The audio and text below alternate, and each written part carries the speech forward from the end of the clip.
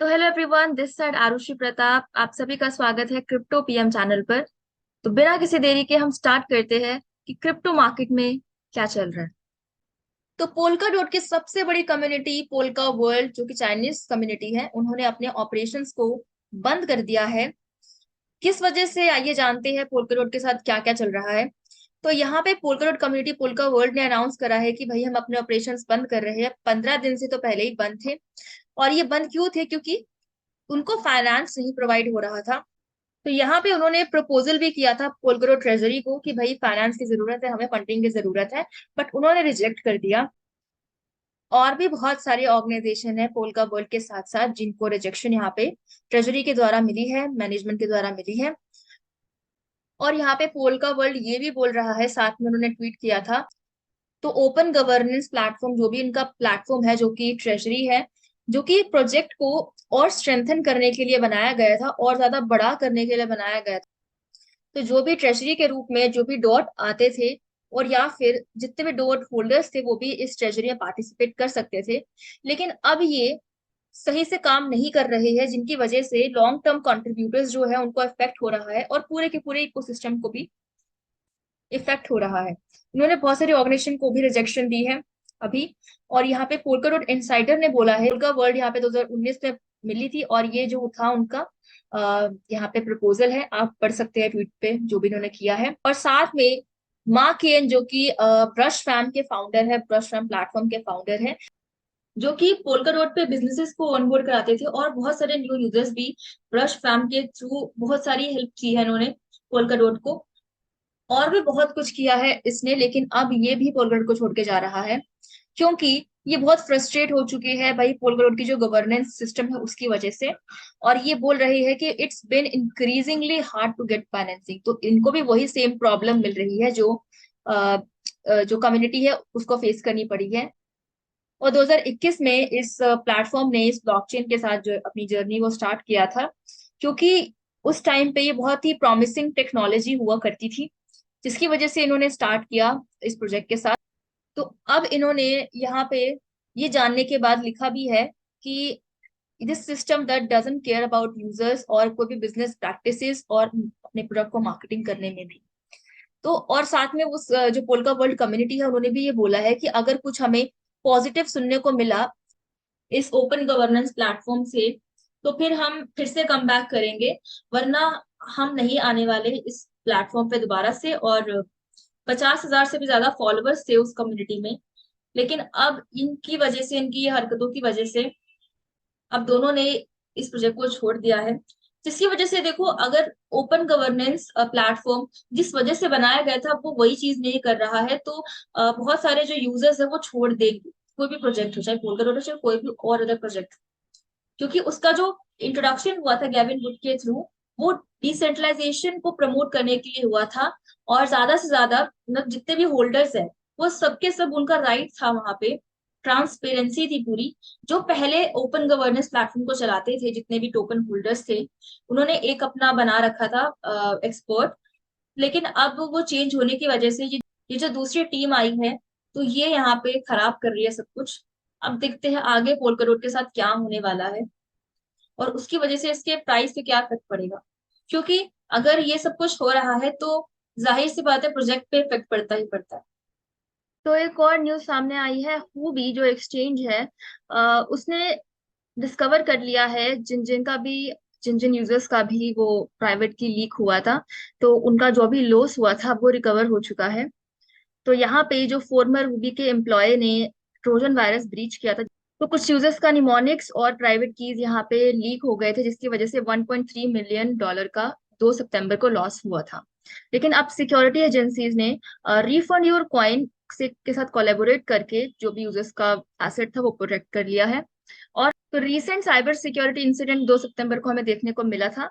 आई token का, जिसका नाम पहले फूबी वॉलेट था, वहां पे ब्रीच हुआ था ट्रोजन वायरस के थ्रू, जो भी एक्स एम्प्लॉय ने किया था, जिसकी वजह से इतना बड़ा लॉस हुआ था कुछ यूजर्स का। और अब वो चीज सही हो गई है, वो चीज रिकवर हो चुकी है। रिफंड योर कॉइन्स के थ्रू इन्होंने एक नया फंक्शन अपना लॉन्च भी करने वाले हैं। तो उसमें ये कवर करेंगे जो 4 ब्लॉकचेन्स है उनको भी, बीटीसी, ईथ, टीआरएक्स और एक्सआरपी को भी। तो बहुत अच्छी बात है, जो जो भी फंड्स था वो रिकवर हो चुका है जितने यूजर्स का, क्योंकि उन्होंने पुराने एड्रेसेस से नए एड्रेस में सेफ एड्रेस में जाके उसे ट्रांसफर कर दिया था, जितने भी कॉम्प्रोमाइज फंड्स थे।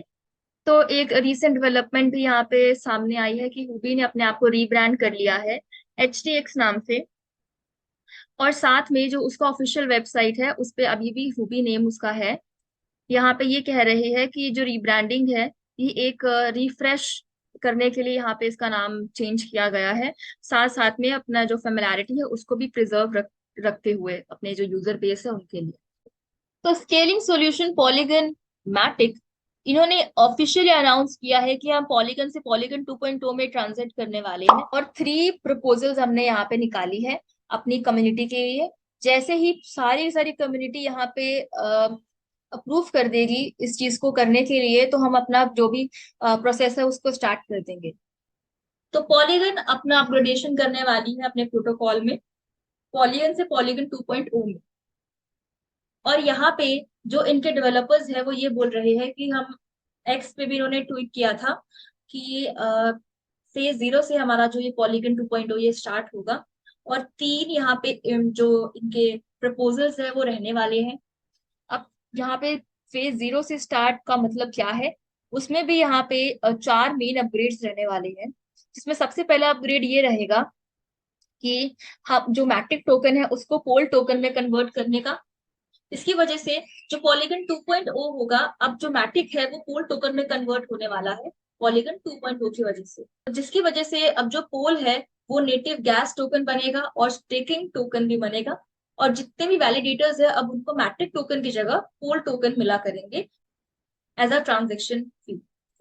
और साथ में इनका जो ये एम है इथेरियम को लेकर, इथेरियम ब्लॉक स्पेस को लेकर, कि ये अब अनलिमिटेड स्केलेबिलिटी करने वाले हैं और एक यूनिफाइड लिक्विडिटी देंगे। और साथ में ये बोलते हैं कि हमारा जो ये एम है वो रहने वाला है कि हम इथेरियम ब्लॉक स्पेस पे एक वैल्यू लेयर बनाए इंटरनेट की। तो जैसे ही कम्युनिटी यहाँ पे इंडोर्स कर देती है तो हम अपना प्रोसेस स्टार्ट कर देंगे, और ये प्रोसेस 2023 में नवंबर से ही आई थिंक स्टार्ट होने वाला है, जनवरी तक। और साथ में ये भी सुनने को मिला था कि जितने भी मैट्रिक टोकन होल्डर्स हैं, तो जब ये पॉलीगन 2.0 अपग्रेड हो जाएगा तो जितने भी मैट्रिक होल्डर्स हैं उनको, जितने भी उन्होंने मैट्रिक होल्ड कर रखे हैं उसके साथ साथ उतनी क्वांटिटी में उनको पोल टोकन मिलेंगे एज एन एयर ड्रॉप। तो ये सिर्फ सुनने को मिला था, अब ये होने वाला है कि नहीं वो होने के बाद पता चलेगा। तो सीजी ने यहाँ पे अपना रिस्पॉन्स दिया है जो भी ये फर्ड चल रहा है Binance.us के सीईओ को कि ये उस वजह से निकले हैं, एंड बाइनेंस की ग्रोथ नीचे हो रही है इसलिए उन्होंने बाइनेंस को छोड़ा, ये सब फर्ड जो भी फैलाया जा रहा है। तो यहाँ पे सीजी बोलते हैं कि ऐसा कुछ भी नहीं है। तो रिसेंटली Binance.us के जो सीईओ है ब्रायन शॉर्डर ने कंपनी को लेफ्ट किया है, जिसकी वजह से बहुत सारा फंड यहाँ पे फैलाया जा रहा है कि इस वजह से हुआ है, बाइनेंस नीचे जा रही है इस वजह से, या फिर सिस्टम सही नहीं चल रहा है इस वजह से, जो भी और भी बहुत सारे लॉ सूट्स फाइल हो रहे हैं इस वजह से यहाँ पे ये जो सीईओ है वो छोड़कर गए हैं। लेकिन यहाँ पे सीजे बोल रहे हैं कि ये कुछ भी स्पेकुलेशंस जो भी फैलाई जा रही है वो सब गलत है। पहले तो सीजी ने बोला नहीं था, बट अब जब ये ज्यादा बढ़ चुका है तो इसलिए इनको बोलना पड़ रहा है।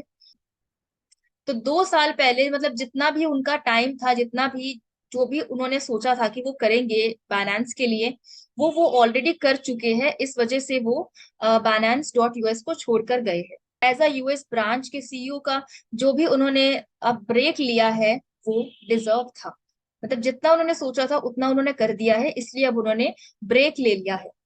तो ऐसा सीजी का कहना है। भी चेंजेस यहाँ पे एक्सपीरियंस हुए थे शॉर्डर के मैनेजमेंट के अंदर, सीजी ने उनको भी बोला। सो यहाँ पे सीजी ने उनके सर्विसेज को थैंक किया है, शॉर्डर के सर्विसेज को, और ही रिजेक्टेड क्लेम्स की जो शॉर्डर है वो अपनी जॉब छोड़कर गए हैं लीगल प्रॉब्लम्स की वजह से, बट ऐसा कुछ भी नहीं है। तो 2 साल के बाद बहुत कुछ चेंजेस देखने को मिले हैं क्रिप्टो मार्केट में, तो उसके अकॉर्डिंग अब यहाँ पे जो सीईओ बनाए गए हैं वो बिल्कुल सही बनाए गए हैं, नॉर्मन रीड। तो इस मार्केट के अकॉर्डिंग यहाँ पे बाइनेंस यूएस में सीईओ का चेंज हुआ और कोई रीजन नहीं था, सीजी ने यहाँ पे क्लियर कर दिया है। तो जो भी लीगल यहाँ पे रेगुलेशन बाइनेंस के खिलाफ चल रहा है, बहुत कुछ जो भी चल रहा है, तो उसको रेगुलेट करने के लिए Norman read is the right choice, write name for this task. और बाकी का जो भी फंड है उसको इग्नोर करो, क्योंकि इससे कुछ भी नहीं होने वाला है। तो सीजी ने यहाँ पे क्लियर कर दिया है कि जो जो भी हुआ है वो पहले से फिक्स था।